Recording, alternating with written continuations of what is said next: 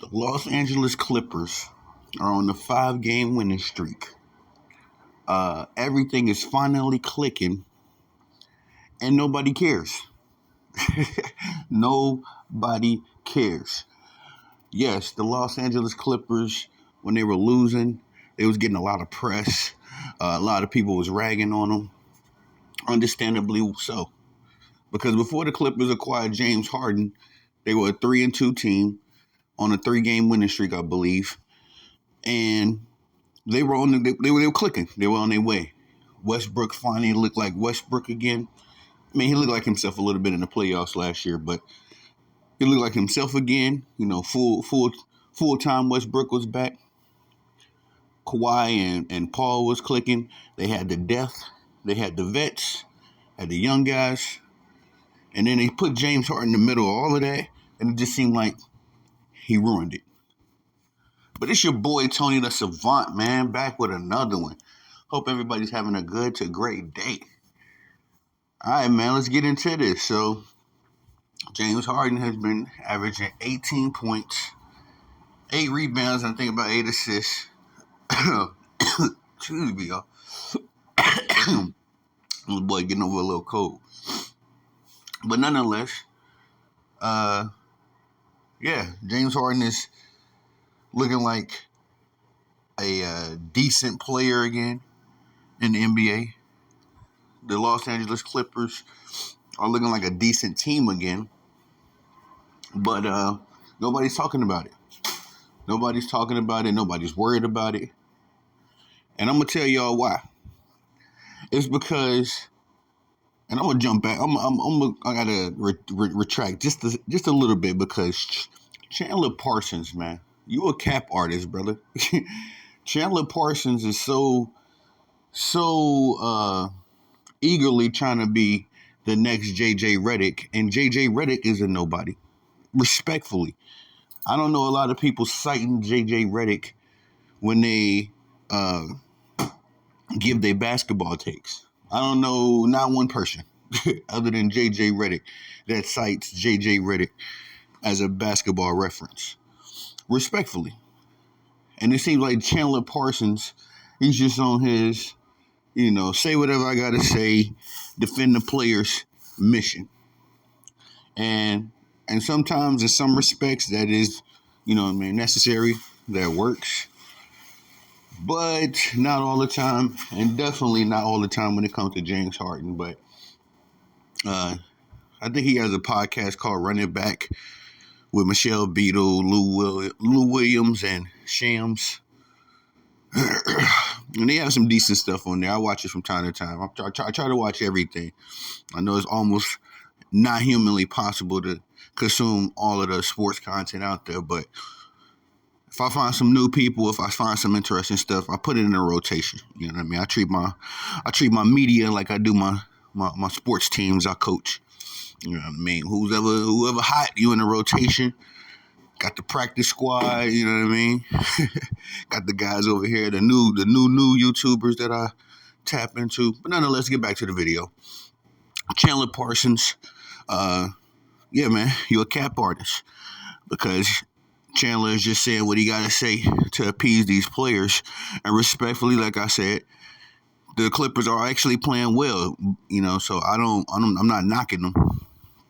That they're finally figuring it out. They're getting into a bit of a playoff mode, if you will, trying to get to that postseason mode. So I respectfully understand. But, when James Harden and them weren't playing well, Chandler Parsons kept this same player-friendly energy. And I got to respect them for keeping the same energy. But like I said, that player-friendly energy in sports doesn't work all the time. Respectfully. Shaq learned that, and now Shaq can be telling it like it is. You know what I mean? But anyway, the Clippers are clicking. I was hearing rumors about Kawhi Leonard possibly looking to get out of there, and Paul George as well. I don't think they've received their extensions with the Los Angeles. Excuse me. I don't think they've received their extensions with the Los Angeles Clippers as well. So, but let me not cap too much on that. I haven't been paying attention to contract situation with Kawhi Leonard and Paul George over there. But nonetheless, we'll see what happens, man. Like I say, I respect what the Clippers are trying to do.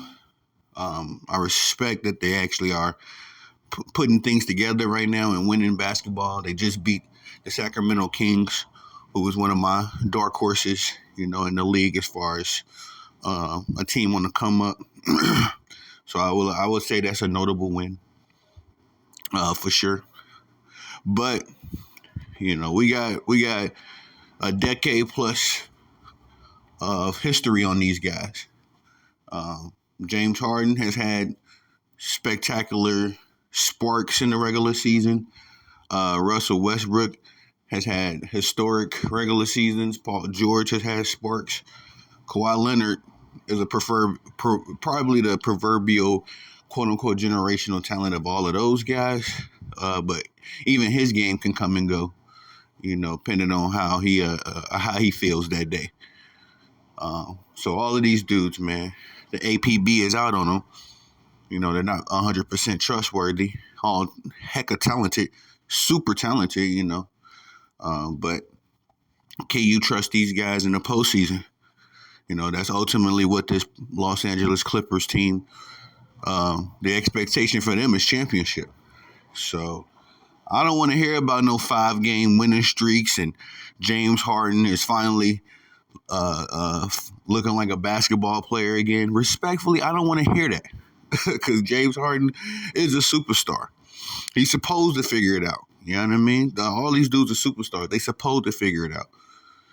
They were supposed to figure it out before they teamed up. So, I mean, but outside of that, man, another thing I want to say about the the Chandler Parsons podcast I was watching. Chandler, this is what Shaq was talking about as far as we got to stop calling all of these dudes superstars and greats and legends and all that, because Chandler Parsons came out of his mouth and said that James Harden is playing well because James Harden is playing his game.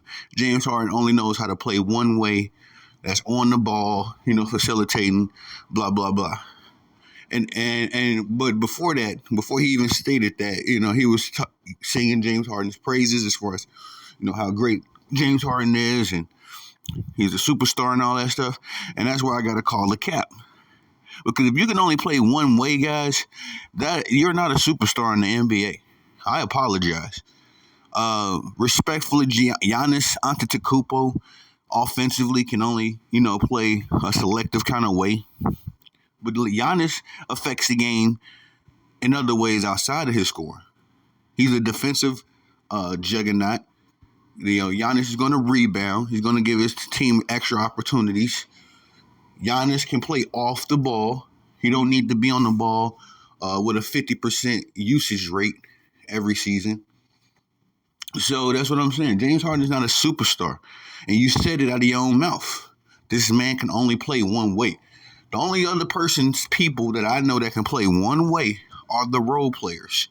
You dig? Like, if you got a role player that, a 6-man, you know what I mean? Your 6-man is probably going to be your best scorer off the bench. Probably not your best rebounder, probably not your best defender all the time, but essentially going to be your best scorer and then, a moderate defender, whatever, glue guy. But essentially outside of that, the rest of the role players just play one way. So why are we calling James Harden a superstar when he does the same exact thing as role players?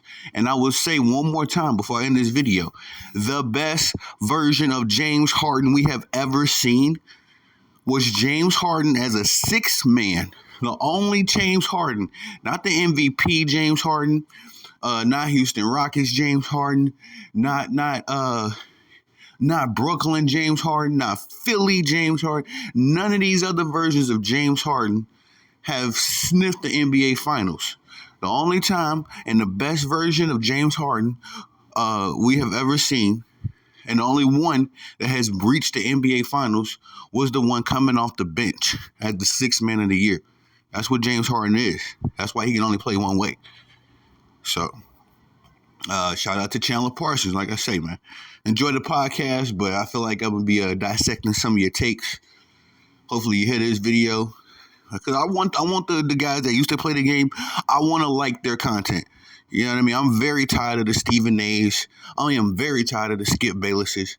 I'm very tired of these dudes in suits that pretend and act like they can talk the game. And I'm not one of them people that, don't get me wrong, I'm not one of them people that say that we need to just listen to people that used to play the game. Because Gilbert Arenas is a thorough clown to me. So I do not enjoy Gilbert Arenas' podcast. I mean, I'm okay. I just can't. I enjoy it on the percentage, scale. I probably enjoy it 30%.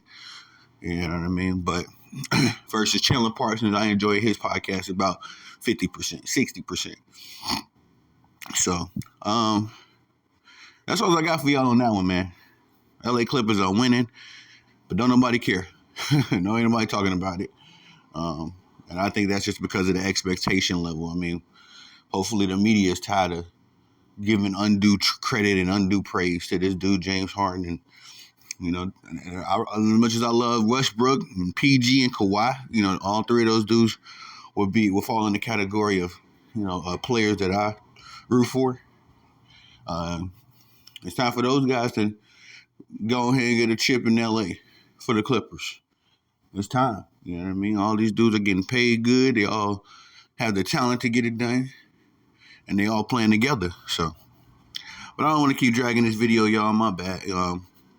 Please like, subscribe, comment, hit the notification bell so you can be notified when I'm dropping content on the channel. It is your boy, Tony the Savant. I definitely appreciate the love and the support.